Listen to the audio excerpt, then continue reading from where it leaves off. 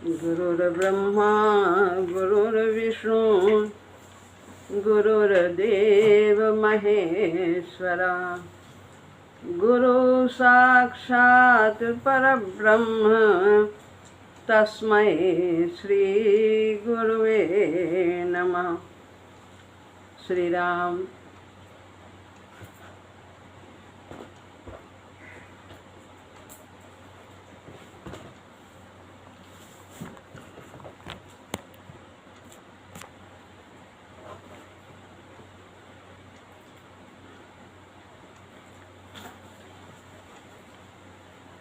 श्रीमद् भगवद गीता अध्याय 18 श्लोक है 56वां। अब भगवान भक्ति योग के विषय में विस्तार से हम लोग को बताएंगे। इसके पहले त्याग और संन्यास के विषय में बताया गया। अब हम लोग सभी भक्ति योग के बारे में भगवान से जानेंगे।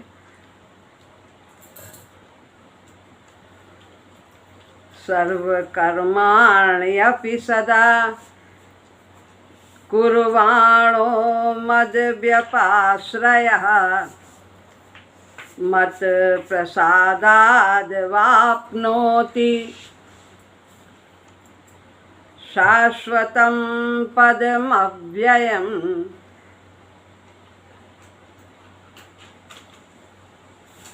सर्व यानी सभी,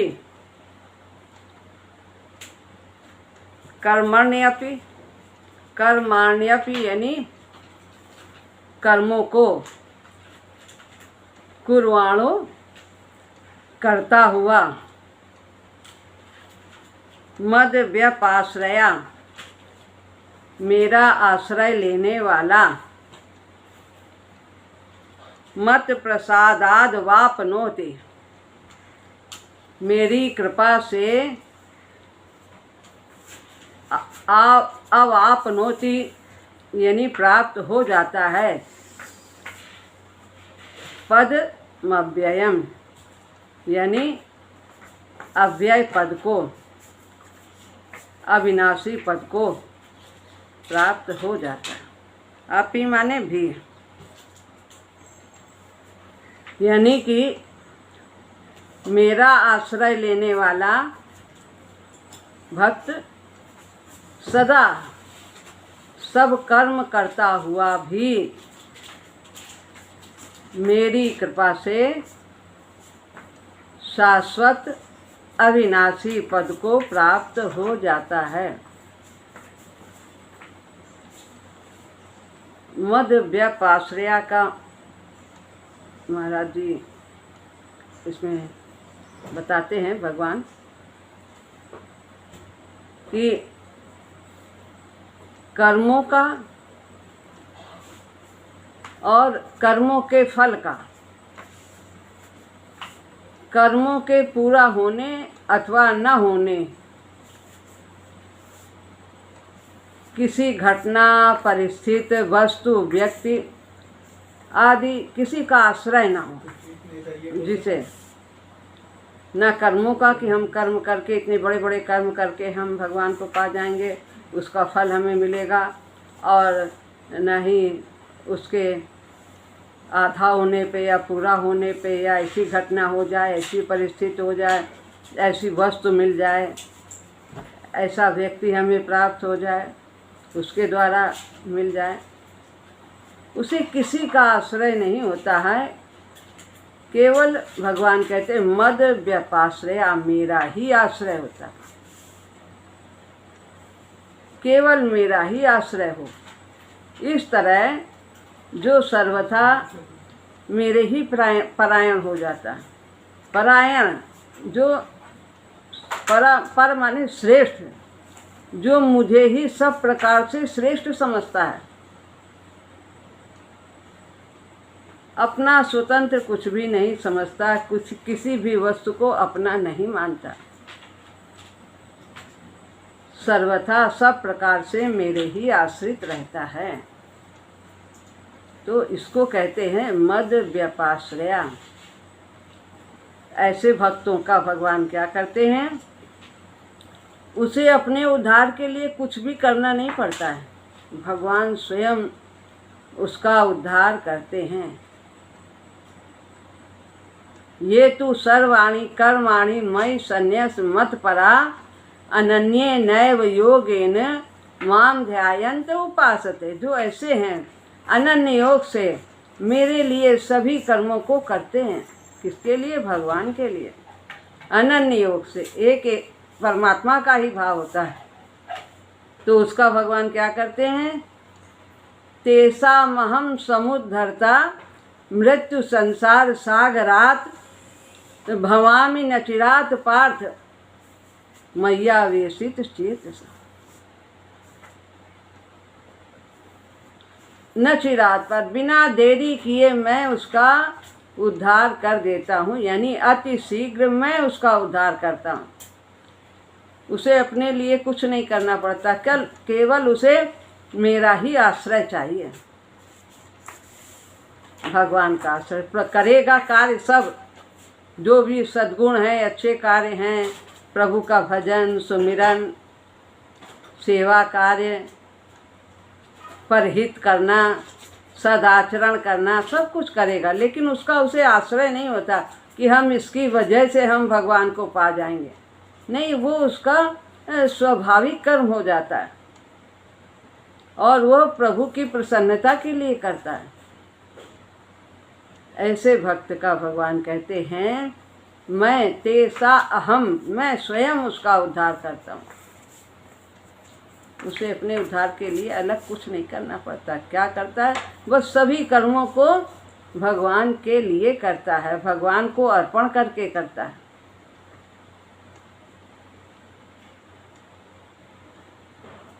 इस प्रकार ये 12वें अध्याय में भगवान ने बताया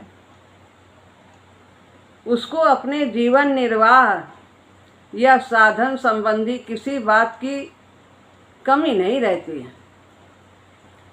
कहते हैं भगवान मैं पूर्ति कर देता हूँ अगर कमी भी होती है।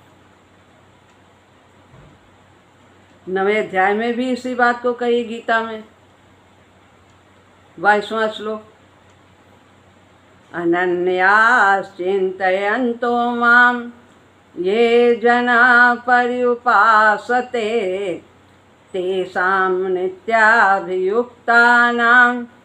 योगक्षेमं वहाम्यहम्। अनन्य आश्चिंत, जो एक अनन्य मेरा ही आश्रय लेकर के भजन करता है, मेरी उपासना करता है, मेरी सेवा करता है,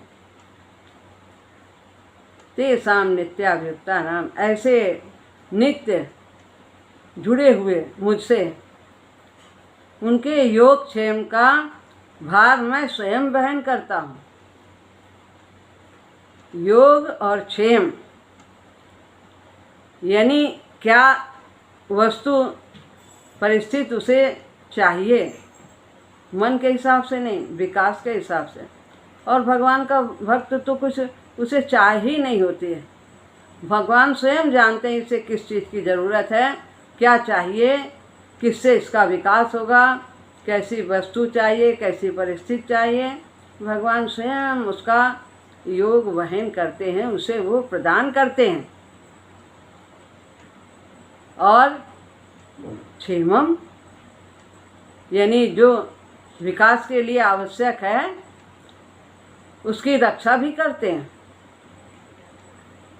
योग क्षेमम, योग और क्षेम दोनों ही भगवान स्वयं करते हैं। वहाँ में मैं स्वयं करता हूँ उसका वहन।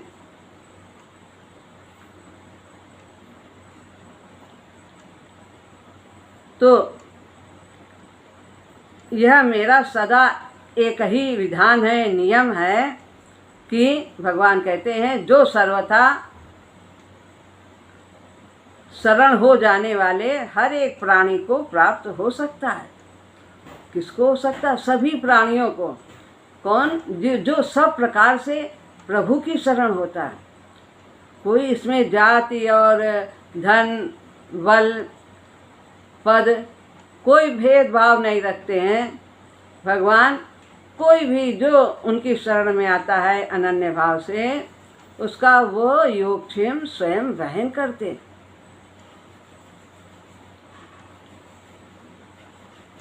अब कहते हैं सर्व कर्माण्यपि सदा कुर्वाणः,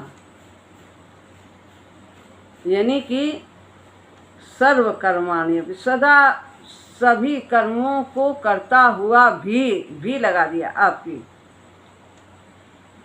सदा सभी कर्मों को करता हुआ भी, मतलब जो करनी है कर्म, ये नहीं कि हम विकर्म करने लगे, अहित करें किसी का। कर्म का मतलब कर्तव्य कर्म चाहिए, जो उसने जहाँ भी जिस परिवार में शरीर धारण किया है, जो उसका संबंध है किसी से, माता हैं, पिता हैं, पत्नी हैं, बंधु हैं, भाई हैं, सखा है, मित्र, कितने भी संबंध हैं, वो सब संबंधों का निर्वाह करता है। किसके शक्ति के सहारे? भगवान की शक्ति के सहारे, और भगवान की सेवा समझकर अपने कर्तव्य का पालन करता है। तो यहाँ बता रहे हैं कि जैसे कि जो ध्यान योग हैं में सांख्य योग के साधक ध्यान करते हैं और अनेक प्रकार की क्रियाएं करते हैं, तो जो सब ये ध्यान योग के द्वारा, हठ योग के द्वारा, लय योग के द्वारा, ये सब जो किसी भी प्रकार के साधन को करते हुए जो गति प्राप्त करते हैं, वो गति सभी कर्मों को प्रभु के अर्पण करता हुआ साधक सुगमता से प्राप्त कर लेता है प्रभु की कृपा से। तो घर गृहस्थी में रहते हुए यहीं पर उसका तप होता है। तो ये जो गतियाँ हैं सब तरह तरह के प्राणायाम, मन को, इंद्रियों को, सबको बस में करके सांख्य योगी करते हैं। तो ये इसके द्वारा परमात्मा की प्राप्ति करते हैं। लेकिन भगवान का भक्त, कहते हैं गुरुजी, कि जो तपस्वी लोग बहुत दिनों तक साधना करके नहीं प्राप्त कर पाते, वो प्रभु का भक्त वो उसे सुगमता से, आसानी से प्राप्त कर लेता है।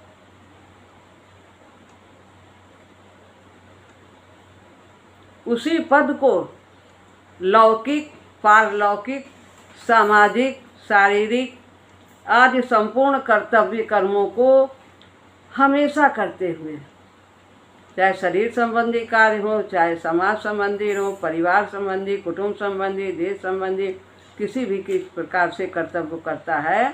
शरीर, अपने शरीर की सेवा करता है, उसकी सुरक्षा, सफाई, ये सब करता है। किसी भी प्रकार के संपूर्ण कर्तव्य कर्मों को वह हमेशा करता हुआ, जीवन पर्यंत जो उसके कर्तव्य हैं उनका वो निर्वाह करता है। इस प्रकार करते हुए भी जो मेरा आश्रय लेने वाला भक्त है वो मेरी कृपा प्राप्त कर लेता है। उसे घर छोड़ने की ज़रूरत नहीं है। हम लोगों के लिए तो घर ही, गृहस्थी ही हमारे लिए तपोभूमि है। ज्ञान मार्ग में तपस्या करने आश्रम जाओ, जंगल जाओ, लेकिन यहाँ पर कितने उतार चढ़ाव समता के भाव से सहन करते हुए अपने कर्तव्यों का साधक निर्वाह करता है और उसे प्रभु की कृपा प्राप्त होती है।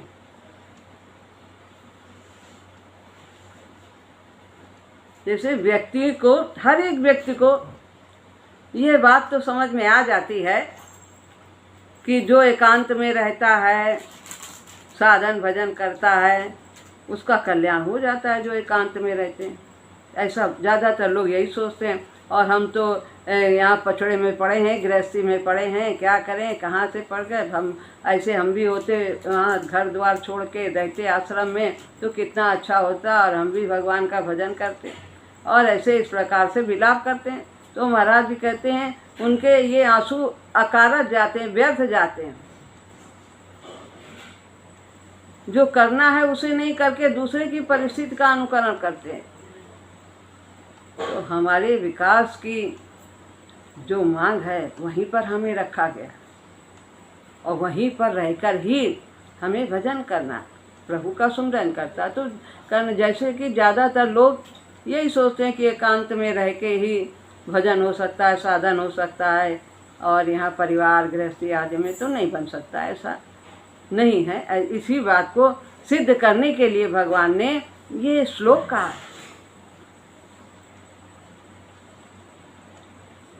ये बात जो समझ में आती है लोगों को, साधारणतया लोगों को, कि एकांत में रहने से भजन चलता है, लेकिन ये बात नहीं समझ में आती है कि घर गृहस्थी के कार्य करते हुए, कर्तव्यों का निर्वाह करते हुए भी, सभी कर्मों को करते हुए भी परमात्मा की प्राप्ति हो जाती है, कल्याण हो जाता है। यह बात उनकी समझ में नहीं आता। इतना समझ पाते कि एकांत में रह के ही भजन हो सकता, कल्याण हो सकता, पर ये नहीं। इसीलिए भगवान ने इसी बात को विशेष तौर से यहाँ पर समझाया। उसका कल्याण हो जाए ऐसी कोई युक्ति उन्हें नहीं दिखाई देती कि घर गृहस्थी में रहते हुए कल्याण हो जाए, क्योंकि ऐसे तो सब लोग कर्म करते हैं, सभी वो सोचते हैं कि सभी लोग कर्म करते हैं तो सभी को भगवान मिल जाएंगे। इतना ही नहीं, मात्र जीव कर्म करते हैं, सभी जितने भी प्राणी हैं सभी करते हैं, पशु पक्षी भी करते हैं, सभी अपने अपने शरीर को चलाते हैं, सभी लोग कर्म करते हैं। कर्म करके अगर भगवान मिल जाए तो ये बात उनके समझ में नहीं आती। पर उनका कल्याण होता हुआ नहीं दिखता, और शास्त्र भी ऐसा कहता है कि कर्म करने से कल्याण नहीं होता। तो कर्म कैसे किया जाए, गीता में यह बताया है। खाली कर्म से नहीं होता, खाली कर्म और भाव न हो तो वो कर्म बंधन का कारण हो जाता है। तो कर्म को कैसे करना है, मेरे आश्रित होकर मेरे लिए करना है, ऐसा भगवान कहते हैं। गीता सभी कुछ बताती है कि हमें किस प्रकार तप करना है, यज्ञ किसे कहते हैं, दान किसे कहते हैं, किस प्रकार का आहार चाहिए, सब कुछ बताया है। तो इसी प्रकार कर्म के बारे में बताया, कर्ता के बारे में बताया। तो इसके उत्तर में भगवान कहते हैं मत प्रसादात। तात्पर्य यह है कि जिसने केवल मेरा ही आश्रय लिया है उसका कल्याण मेरी कृपा से हो जाएगा, इसको कोई मना नहीं कर सकता। किसका कल्याण होगा? जो भगवान का आश्रय लेकर। कैसे? ये प्रभु की शक्ति से हो रहा है। किसके लिए हो रहा? प्रभु के लिए हो रहा है। और द्वारा किसका है? भगवान का है। यानी साधन जो हैं वो मेरे नहीं हैं, ये सब प्रभु के दिए हुए हैं। तो भगवान ने कहा क्या है कि यज्ञ क्या है कि मिली हुई वस्तुओं को दूसरों की सेवा में लगाना, जरूरतमंद के सेवा में लगाना, यही यज्ञ है। मिली हुई वस्तु मिली है, जो कुछ भी हमारे पास है हमारी नहीं है, मिला है। कहाँ से मिला है? प्रभु की ओर से मिला। तो इस तरह मिली हुई वस्तु को जो दूसरों की सेवा में खुशी खुशी भगवत भाव से लगाता है, यह उसका यज्ञ होता है। यद्यपि प्राणी मात्र पर भगवान का अपनापन और कृपा सदा सर्वदा रहती है। सभी प्राणियों पर भगवान कृपा करते हैं। कैसे कृपा करते हैं कि हमको कहाँ से कहाँ लेके आए। योनि जड़ बन पशु से उबारा है जिसने, दिया तन मनुष्य का कि हो योग उससे। ये कृपा नहीं है कि कहाँ से हमको लाए, जड़ से वनस्पति, वनस्पति से पशु और पशु से मनुष्य। ये भगवान की कृपा है। उसमें हमने कोई दान धर्म, कोई सत्कर्म ऐसा कुछ नहीं किया, भजन पूजन, ये तो प्रभु की कृपा से ही हम मनुष्य बने हैं। और इसमें क्या है, सभी शक्ति साधन सुबुद्धि समाए। सभी शक्तियाँ उसने दे दी, साधन दे दिए। किस बात के साधन? प्रभु की प्राप्ति करने के लिए उसने सभी साधन जुटा दिए और कोई विशेष साधन की जरूरत नहीं। इतना उत्तम शरीर दिया है कि जो प्रभु का सुमिरन कर सकता है। मानव तन ही उत्तम शरीर है। नर तन सम नहीं कौने उदेही, जीव चराचर जातत यही। कौनो उदेही नहीं है, तुलसीदास जी कहते।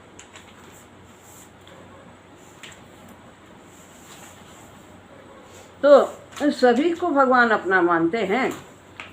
फिर भी यह मनुष्य जब तक संसार का आश्रय लेकर भगवान से विमुख होता है कि संसार में हमें धन का सहारा है, हमें अपने जन का सहारा है, अपनी बुद्धि का सहारा है, गुण का सहारा है, ये सब सहारे देखता है। हम धर्म इतना करते हैं, हम सब कुछ करते हैं, हम इसी से हमारा कल्याण हो जाएगा, ऐसा सोचता है। तो ये भगवान का आश्रय नहीं है, ये जड़ पदार्थ का आश्रय है। तो संसार का आश्रय लेकर भगवान से जब तक व्यक्ति विमुख रहता है तब तक भगवत कृपा उसके लिए फलीभूत नहीं होती, यानी उसके काम में नहीं आती। परंतु यह मनुष्य भगवान का आश्रय लेकर ज्यों ज्यों दूसरा आश्रय छोड़ता जाता है, एकदम से हम भगवान पर आश्रित नहीं, हमारा विश्वास हो पाता, श्रद्धा बन पाती, लेकिन धीरे धीरे धीरे धीरे ये बनती है श्रद्धा और हम प्रभु के आश्रित होते हैं। हमें धीरे विश्वास बढ़ता हमारा चला जाता है, वही हमारे हैं, वही है, हम उनके हैं, वे हमारे हैं। तो जो जो दूसरा आश्रय छोड़ता चला जाता है और जो जो भगवान का आश्रय दृढ़ होता जाता है, त्यों त्यों भगवत कृपा का वो अनुभव करता है। और जब सर्वथा भगवान का आश्रय ले लेता है तब उसे भगवान की कृपा का पूर्ण अनुभव हो जाता है। एक पल भी वो अपने को उनसे अलग नहीं समझता कि अभी भगवान हमारे साथ नहीं है, हमारे पास नहीं है। सर्वत्र हर समय वो सर्वत्र और प्रतिपल भगवान की समीपता का अनुभव करता है।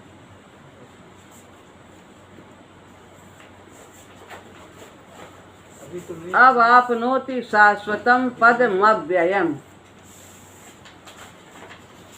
इसका मतलब भगवान समझाते हैं कि स्वतः सिद्ध परम पद की प्राप्ति अपने कर्मों से, अपने पुरुषार्थ से अथवा अपने साधन से नहीं होती है कि हम सब कुछ कर लेंगे, कर्म बड़े बड़े दान कर लेंगे, यज्ञ कर लेंगे, हम भगवान को पा जाएंगे, ऐसा नहीं। ना ही हम नाम जप कर लेंगे इतने सारे, इतनी गिनती में तो हम पा जाएंगे, ऐसी बात भी नहीं। ये सब करना है। क्यों करना है? इससे भगवान की कृपा मिलेगी, अर्जुन को कृपा मिली, भगवान ने दिव्य दृष्टि प्रदान की, तब उनके दर्शन हुए भगवान के। उनको तो बिना भगवान की कृपा के भगवान को नहीं पाया जा सकता। यह तो केवल भगवत कृपा से ही होती है। शाश्वत अव्यय पद सर्वोत्कृष्ट है। तो इसी को जो अव्यय पद, जिसमें कोई कमी नहीं होती, कभी घटता नहीं, कभी उसका नाश नहीं होता, नित्य रहता है, भगवान का परम धाम। इसे भक्ति मार्ग में परम धाम, सत्य लोक, वैकुंठ लोक, गोलोक, साकेत लोक आदि इन नामों से भगवान के धाम को पुकारते हैं। तो भगवान का चिन्मय लोक एक देश विशेष में होते हुए भी सब जगह व्यापक रूप से परिपूर्ण है। भगवान जरूरी नहीं कि यहीं पे रहते हैं, गोलोक धाम में रहते हैं, साकेत धाम में रहते हैं और परम धाम, सत्यलोक आज यही उनका निवास है। एक ही नाम, सबके पर्यायवाची हैं, तो यहीं पे भगवान रहते हैं। नहीं, भगवान तो हर जगह हैं। कहीं पर भी जहाँ वो रहते हैं वहीं उनका धाम हो जाता है। भक्त बुलाता है जब तो जहाँ वो प्रकट होते हैं वही उनका धाम होता है, वहीं रह करके वो पूरी लीलाओं को भगवान की देख सकता है।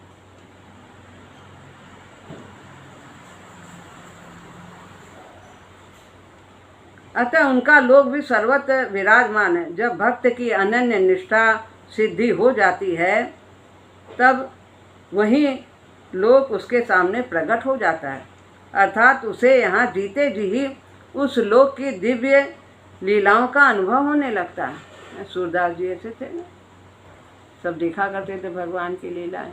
मीरा भी भगवान के लीलाओं को देखती थी। अनेक ऐसे संत हुए। तो जीते जी उस लोक की दिव्य लीलाओं का अनुभव होने लगता है।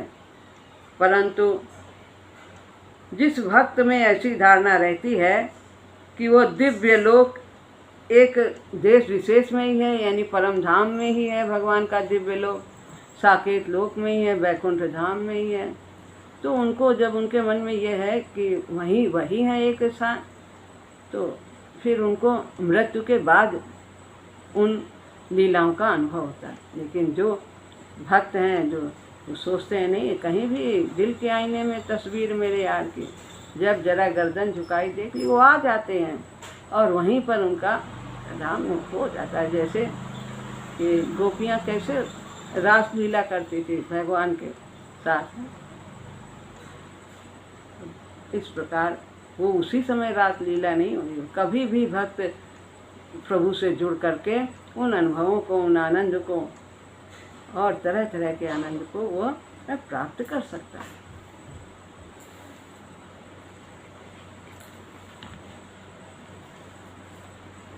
अब बताते हैं कि ज्ञान योगी के लिए तो भगवान ने बताया कि सब विषयों का त्याग करके संयम पूर्वक ध्यान करे और अहंकार आदि सबको छोड़ दे, इंद्रियों को वश में रखे, ये सब बताया।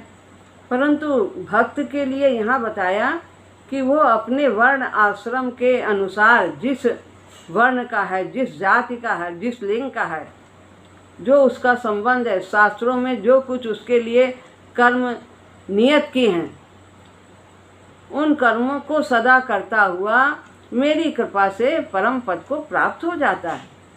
तो कर्म को छोड़ने की कहीं आवश्यकता नहीं, गृहस्थी को छोड़ने की ऐसी कोई भी आवश्यकता नहीं है। हम केवल अपने को प्रभु को समर्पित करें, अपने कर्म को समर्पित करें, प्रभु की शक्ति का भरोसा करें, बस हमें यही करना है। भगवान कहते हैं क्योंकि उसने मेरा आश्रय लिया है, मद व्यपाश्रया। तो भगवान के चरणों का आश्रय लेने से सुगमता से कल्याण हो जाता है। और वो जो तप त्याग वैराग का मार्ग है वो क्लेशोधिक तरसते शाम अव्यक्ता सत्य चेत शाम, वो क्लेश वाला कठिन है और देह का अभिमान जल्दी जाता नहीं, देह बुद्धि जल्दी जाती नहीं, तो वो मार्ग कठिन है। 12वें अध्याय में भगवान ने भक्ति मार्ग को, सगुण उपासना को श्रेष्ठ बताया। भक्त को अपना कल्याण खुद नहीं करना पड़ता, प्रत्युत अपने बल विद्या आदि का किंचित भी आश्रय न रखे केवल विश्वास पूर्वक भगवान का ही आश्रय लेना पड़ता है और फिर भगवान की कृपा उसका कल्याण कर देती है। तो भगवान तो बड़े दयालु हैं। वो एक वाणी करुणा निधान की, सो प्रिय जाके गति न आन की। उनकी एक आन है जिसकी की और कहीं गति नहीं है, केवल परमात्मा में ही गति है। वो भगवान उसको बहुत अधिक प्रिय हैं। भगवान को वो प्रिय है, वो भगवान उसको प्रिय है। तो भक्त दुलारे राम के, अब जित चाहे तित जाए, तिनके पीछे हरि फिरें, कहीं भूखे ना रही जाए। भगवान उनकी खुद ही देखभाल करते हैं, संभाल करते हैं। इस प्रकार यहाँ पर कर्तव्य कर्म को प्रधानता देते हुए भगवान ने भक्ति मार्ग की विवेचना की है। अब आगे फिर दूसरे सत्र में दूसरा श्लोक होगा। राम राम राम राम।